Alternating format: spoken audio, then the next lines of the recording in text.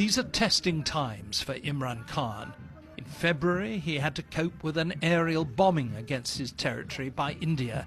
And if things had gone wrong, there could have been a serious escalation between the two nuclear powers. Instead, he seems to have diffused the situation. India was targeting what it claimed were terrorists from the Jaish organization, operating against it from Pakistani territory.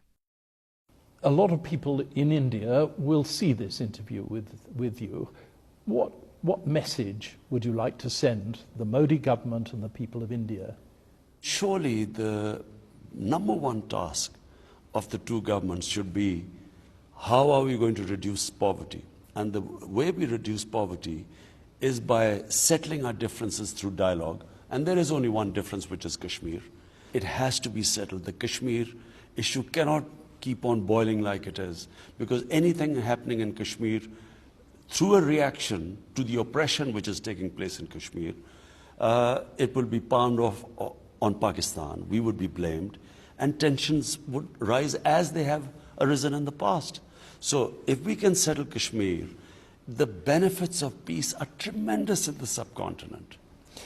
The Indian government would say you're still simply not doing enough about terrorism. We're already dismantling the organizations.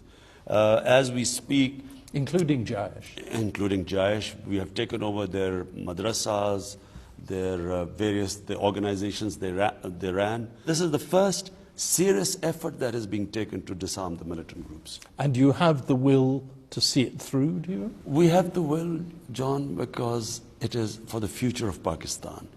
Outside pressure or not, it is in our interest that we do not have any militant groups here anymore.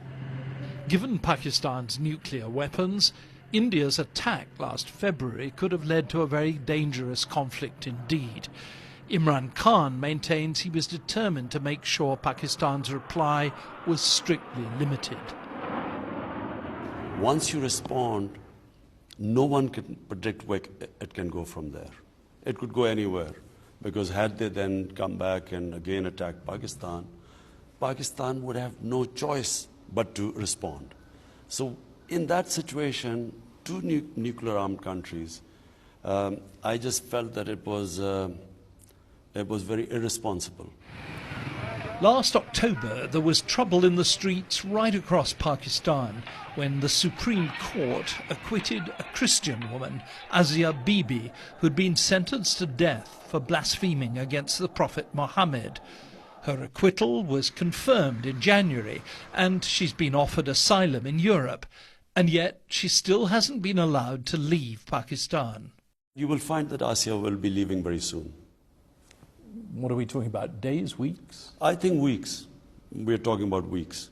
Is that your decision, to let her go? There's a little bit of a complication, and I can't speak on the media about it, but I can assure you she's safe and she will be leaving in weeks. Imran Khan hurries off.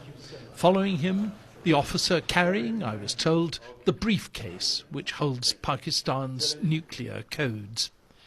John Simpson, BBC News, Islamabad.